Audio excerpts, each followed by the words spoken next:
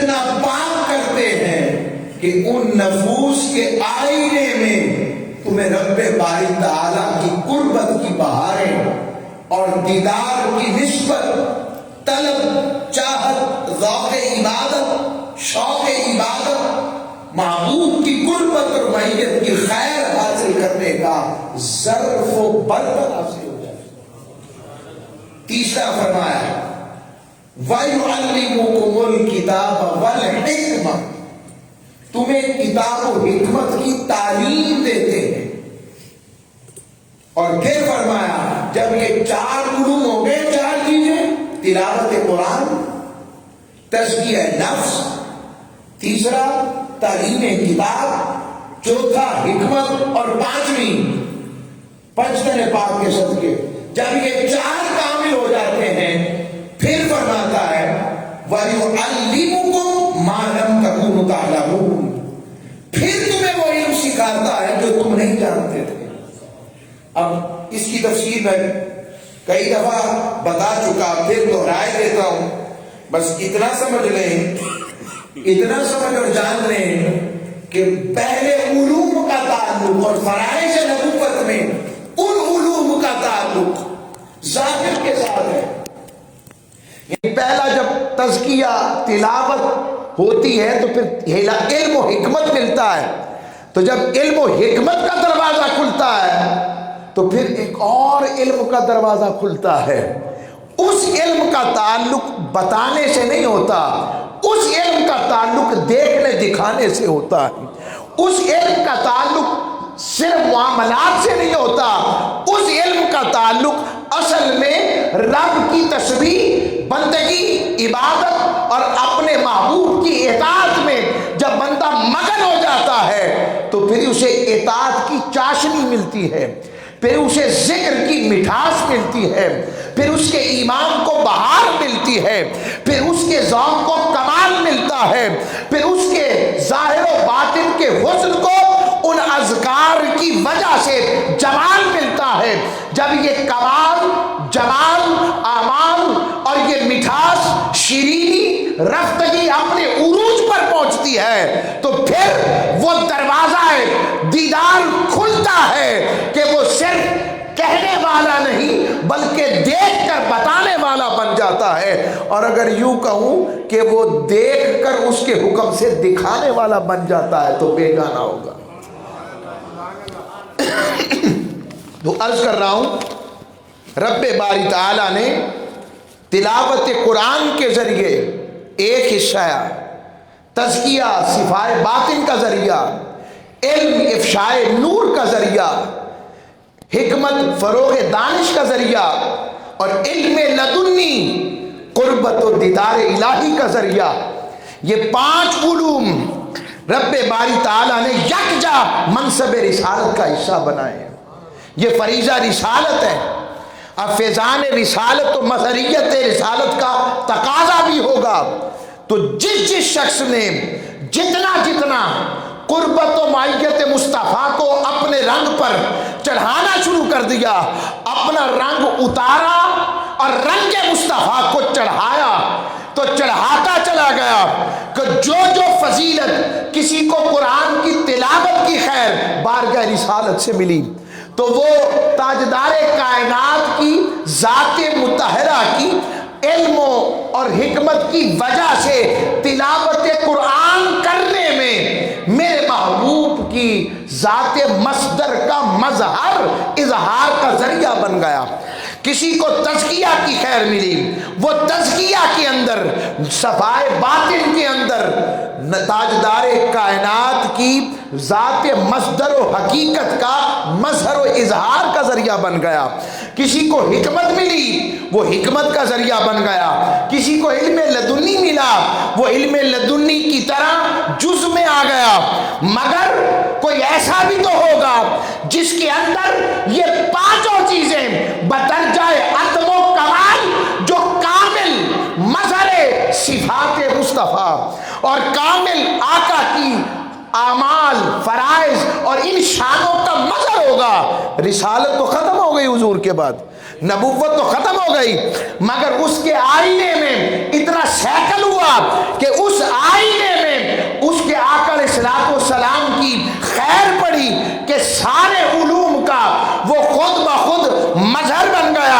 تو جب آپ چار دانگ عالم اور قربت مصطفیٰ پر نظر دوڑائیں تو آپ کو ایک ہی ذات پر آ کر بات رک جائے گی، جو تلاوت قرآن میں، جو تزکیہ نفس میں، جو علم میں، جو حکمت میں، علم لدنی میں کامل آقا علیہ الصلوۃ والسلام کی ذات کا مظہر نظر آتا ہے، وہ کوئی اور نہیں، صرف مولا علی المرتضیٰ مشکل کشا شیر خدا ہے۔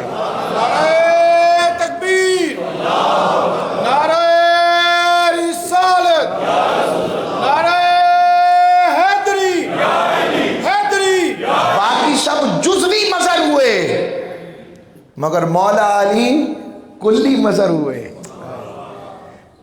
اب کبھی بھی میں ہمیشہ، کیونکہ آج زمانہ بڑا پرفتن ہے نا، تو مولا علی کی بات کی تو فوراً ذہنوں میں آئے، پھر وہ شان صدیق اکبر کا کیا بنے گا؟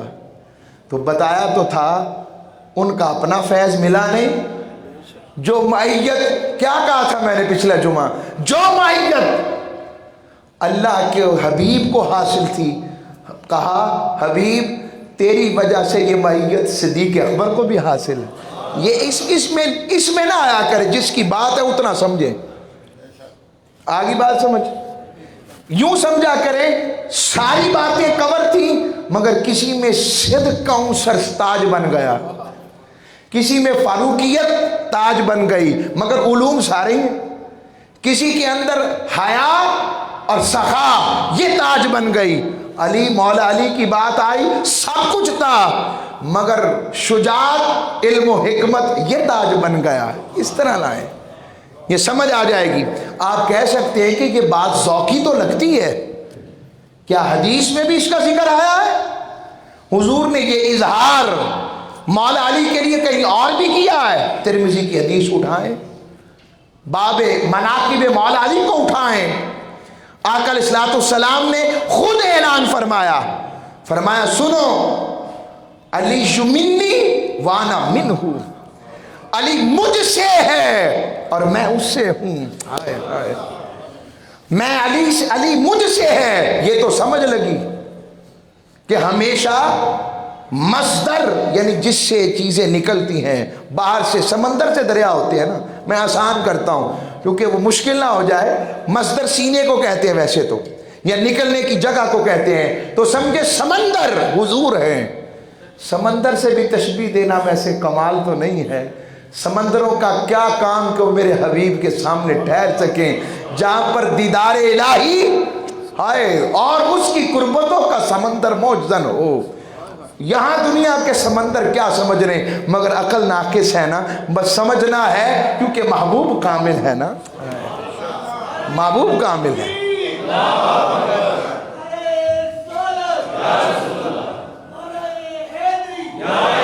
تو عرض کر رہا ہوں، سلامت رہیں، سب سلامت رہیں، تو عرض کر رہا ہوں، اس لیے سمندر سے تو سمجھ لگتی ہے کہ سمندر سے دریا ہوتا ہے مگر دریا سمندر سے ہو، دریا کو سمندر کی ضرورت ہوتی ہے۔ کبھی سنا ہے دریا کو بھی دریا سمندر ہو جائے؟ سمندر کو دریا کی ضرورت نہیں ہوتی، دریا کو سمندر کی ضرورت ہوتی ہے۔ بھئی دریا کو تو ضرورت ہے سمندر کی، بس سمندر کو کیا دریا کی ضرورت؟ کہاں سمندر کہاں دریا؟ تو آقا آپ تو سمندر ہے نا، تو کہا ہاں سمندر ہوں مگر میں علی سے ہوں، علی مجھ سے ہے، یعنی میرا جو کچھ ہے جو رب نے مجھے عطا کیا ہے وہ علی کا ہے، اور علی کے پاس جو کچھ ہے وہ میرا ہی بنایا ہوا دیا ہوا، بنانے سے مراد دیا ہوا، پروردہ یا غوث مصطفیٰ ہیں، ورنہ بنانے والا کون ہے؟ یہ بنانے سے مراد دیا ہوا، تربیت دیا ہوا، یعنی جو کچھ علی کے پاس ہے، مولا علی کے پاس جو کچھ بھی ہے وہ تاجدار کائنات صلی اللہ علیہ وسلم کی عطا ہے۔ حضور علیہ السلام اس کا مصدر ہیں، مولا علی اس کا مظہر ہیں۔ اور پھر حضور علیہ السلام نے یہ جو بات کی، جتنی میں نے آیات پڑھی، تلاوت قرآن اور قرآن سے نسبت ایسے نہیں ہے، آقا علیہ السلام نے خود فرمایا तिबरानी की हदीस, मुस्नद इमाम अहमद बिन हम्बल की हदीस। फरमाया, लोगों, अल कुरान मा अली व अली मा अल कुरान, कुरान अली के साथ है और अली कुरान के साथ है, और ये दोनों इकट्ठे होकर हर कोई हौज़े कौसर पर अकेला अकेला आएगा, मगर अली उस दिन भी कुरान के साथ मेरे सामने होंगे। ये ताजदार कायनात सल्लल्लाहु अलैहि वसल्लम ने फरमाया। फिर आगे आए, हुजूर अलैहिस्सलाम ने, ये वो बारगाह है, ये वो बारगाह इमामत है, वो बारगाह विलायत है, जहां पर विलायत भी अपना सांस रोक कर खड़ी है।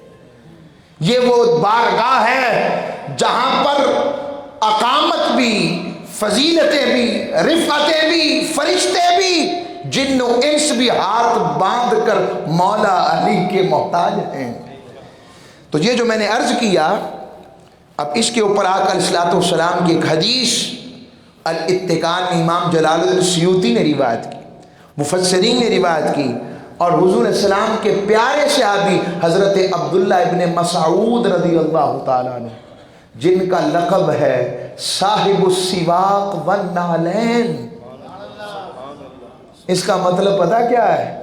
हुजूर की मिसवाक और नालैन उठाने वाले। पता लगा नालैन से निस्बत नई बात नहीं है, ये तो अज़लों से गुलामों का तरीका है कि महबूब की पोश मेरे दी बन जाए जुत्ती, ते मैं सोने दे पैरी आवा, जे सोना मेरे दुख विच राजी, ते मैं सुख नू टुल्ले डावा। वो आशिकों की बात जुदा होती है। ऐसी बात आई तो अर्ज कर रहा हूँ, हज़रत अब्दुल्ला इब्न मसूद ने फरमाया, पेशे के चरवाए हैं, मगर इश्क जाते थोड़ी देखता है।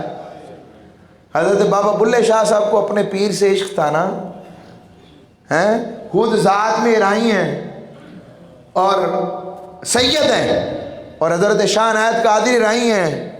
तो आप क्या कहते थे? जेड़ा बुल्ले नू सैयद आखे उन्हों दोज़ख मिलन सजाइयां, जेड़ा बुल्ले नू राही आके उन्हें जन्नत च पींघा पाइयां। क्या मतलब? कहना चाहते थे कि बेशक सैयद तो हूँ, मगर फैज़ शाह अनायत से लिया है, तो जो यार की निस्बत हो वही कबूल है, हालांकि सादात हैं। ये मुकाम बताना चाहता हूँ, ये फनाफिर रसूल की बात पलट रहे हैं, फनाफिर शेख की बात। तो हज़रत अब्दुल्ला इब्न मसूद रज़ियल्लाहु ताला अन्हु साहिब उस्सिवाक व नालैन फरमाते हैं, रब ने कुरान मजीद को 7 हरफों में नाजिल फरमाया। अब ये 7 हरूफ व सबा मसानी की एक बहस है, और वो 7 हरफों का एक माना ये है कि सारे उलूम रत्ब व याबिस, रब ने हर कुछ को तरकीज का जिक्र कुरान में कर दिया है। हजरत अब्दुल्ला इब्न मसूद फरमाते अगर मेरी ऊंट की रस्सी गुम हो जाए ना, क्या मैं कुरान पढ़ूंगा मुझे मिल जाएगी। आप तवक्कुल देख रहे हैं? अब ये मजमून नहीं तो फिर और तरफ चल पड़ेगी बात। तो 7 उलूम का बहरे बेकरा, हर इल्म का कुरान में हर रत्ब व याबिस, हर खुश को तर शय का जिक्र, और उसको खुश को तर शय को रब ने सूरह फातिहा के 7 आयतों में समोया, और उन 7 आयतों को रब ने बिस्मिल्लाह में समोया, और बिस्मिल्लाह के सारे उलूम को रब ने बा में समोया। और मौला अली फरमाया करते थे, रब ने मुझे वो बा और बा का नुक्ता बनाया है। मौला अली ने फरमाया मैं वो बा का नुक्ता हूं। आई बात समझ? ऐसे ही नहीं कहते कि अगर मैं बिस्मिल्लाह की तफसीर लिखूं और सूरह फातिहा की लिखूं तो 70 ऊंट कम बढ़ जाए, तफसीर खत्म ना हो। हमने मौला अली की हकीकत को समझा ही नहीं है। ये ज़हन में रखकर मौला अली के फजाइल सुना और समझा करें। ये इसलिए इसको किसी रंग में ना देखा करें। क्या मेरी बात समझ लग रही है ना? अगर देखें आप, ऐनक जो है ना, سن گلاسز لگائیں گے تو دن میں بھی شام نظر آئے گی، جب اینک کی کسی فرقے کی لگا کر دیکھیں گے تو حقیقت سمجھ نہیں لگے گی۔ مولا علی سے محبت نہ سنیت ہے نہ شیعیت ہے، ان سے محبت ایمان ہے اور صحابہ کا مشرب ہے۔ فرماتے ہیں ہمیں پتہ لگانا ہوتا اپنا ہے یا منافق، ہم ذکر علی شروع کرتے تھے، اگر دیکھتے اس کا چہرہ شادہ ہو گیا ہے، اس کا چہرہ خوشباش ہو گیا ہے، سمجھ جاتے ایمان والا ہے، اور اگر چہرے پر غضب آ جاتا اور مغبوض ہو جاتا اور قبض آ جاتی، سمجھ لیتے ہمارا ہی منافقوں میں سے ہے۔ اور ہمارے تو سینے میں ٹھنڈک ہی تب پڑتی ہے ذکر علی سے، جب جن کے دنوں ان کی بات ہو تو پھر ہم ان کا کرتے ہیں بات، وقت نہیں۔ عرض کر رہا ہوں تو یہ با کا نقطہ تاجدار کائنات صلی اللہ علیہ وسلم کی نسبت سے مولا علی نے فرمایا کہ میں وہ با کا نقطہ ہوں۔ اس لیے اقبال نے بھی کہا بائے بسم اللہ پدر، جن کے ابا جی امام حسین کی شعر میں بائے بسم اللہ پدر، جن کے ابا جی بسم اللہ کی با کا نقطہ بھی ہیں، خود با بھی ہیں، حسین ان کے بیٹے ہیں۔ آگے بات سمجھ؟ تو مولا علی سے محبت ایمان ہے۔ اگر حضور کائنات کی جان ہے تو علی مصطفیٰ کی جان ہے، اس لیے ان سے پیار کرنا۔ تاجدار کائنات صلی اللہ علیہ وسلم کے صدقے، یہ میں نے پہلا با کا نقطہ آپ کے قرآن کی تلاوت اور آپ ہی کا وہ قرآن کا فیضان ہے۔ تیہ مکانی، تیہ لسانی اور تیہ زمانی کا ہم واقعہ سنتے ہیں نا، بولیے تیہ زمانی سمجھتے ہیں؟ ٹائم اینڈ سپیس کی تنابیں کھنچ جائیں۔ سادی بات، حضرت عاصم بن برقیہ کے لیے کیا ہوا تھا؟ کیا ہوا تھا حضرت سلیمان علیہ السلام کے دربار میں؟ جب حضرت سلیمان علیہ السلام نے کہا ملکہ تختیر، ملکہ بلقیس کا تخت لے کر آؤ، تو عفریت من الجنی، جنوں میں سے ایک بڑا طاقتور جن کھڑا ہوا، کہا حضور مجلس ختم ہونے سے پہلے نہیں آؤں گا۔ فرمایا نہیں، اس سے جلدی چاہیے۔ حضرت عاصم بن برقیہ کھڑے ہوئے، قرآن کہتا ہے انہیں علم کتاب کا ایک حصہ ملا تھا۔ کتنا؟ ایک حصہ ملا تھا، کچھ حصہ تھا، وہ ہزاروں میل پڑا وہاں سے تخت لے آئے اور پلک جھپکنے سے پہلے لے آئے۔ اسے تیہ زمانی اور مکانی کہتے ہیں کہ ہزاروں میلوں کا سفر لمحوں میں نہیں، لمحوں کے بھی 1000ویں حصے میں مکمل کر لیا جائے۔ یہ رب طاقت عطا کرتا ہے، یہ ایک علم کتاب کے حصے والے کا حال ہے۔ اور تاجدار کائنات نے جن کے لیے کہا ہو علی تو وہ ہے جس کو رب نے 73 کے 73 علم کے حصے عطا کیے ہیں، ان کے علم کا عالم کیا ہوگا؟ یہ ہے مولا علی المرتضیٰ، مشکل کشا، شیر خدا، کرم اللہ وجہ الکریم۔ تو عرض کر رہا ہوں آگے آئیں، قرآن تو فرماتے اس لیے کہتے کہ مولا علی المرتضیٰ ایک حصے میں قدم رکھتے اور دوسرے حصے میں جب پائیدان میں آپ سواری کے لیے بیٹھتے تو قرآن ختم کر لیتے۔ عقل میں نہیں آتا کیا؟ تو یہی تو تیہ زمانی و مکانی ہے، اور قرآن نے بتا دیا عاصم بن برقیہ کر سکتا ہے، وہ سلیمان کا صحابی ہے، اور علی تو مصطفیٰ کی ویسے ہی جان ہے۔ اس لیے تو رب بتا رہا ہے، کئی ذہنوں میں اشکال رہ جاتا ہے، کبھی عقل نہیں، محبت و عشق کے پیمانوں سے ناپا کرو، ورنہ کبھی تھوک لگنے سے بھی آنکھیں ملتی ہیں، کبھی تھوک گرنے سے بھی، کھارے پانی تھوک گری با موگے گل اور لعاب دہن مصطفیٰ جلے تو وہ پانی زمزم کے ذائقے کو بھی پیچھے چھوڑے۔ کتنے ہیں جنہوں نے پیا عقل اسلام کے لعاب دہن والا پانی؟ بتائیں، سچ بتائیں، میں نے تو اپنا ذاتی بتا رہا ہوں مشاہدہ، زمزم کو بھی پیچھے چھوڑتا ہے، ایسا ہے کہ نہیں؟ جنہوں نے نہیں پیا مالکاؤں نے پلا تو صحیح، ابھی تو ہم کہہ رہے ہیں چکھیں گے تو پتہ لگے گا نا، مالک نے لے جا۔ تو عرض کر رہا ہوں یہ شان مولا علی المرتضیٰ ہے۔ اور پھر آقا علیہ السلام نے علم و حکمت کی بات آ جائے، یہ بھی عبداللہ ابن مسعود سے روایت، فرمایا رب کریم نے 10 حصے علم کے بنائے، حکمت کے 10 حصے حکمت کے بنائے، فرمایا ایک حصہ باقیوں کو عطا ہوا، 9 حصے اکیلے علی کو رب نے عطا کیے۔ ہلیۃ الاولیاء میں حدیث آئی ہے، تاجدار کائنات صلی اللہ علیہ وسلم نے اس کو روایت فرمایا، حضور بیان فرما رہے ہیں، یہ شان علی المرتضیٰ ہے۔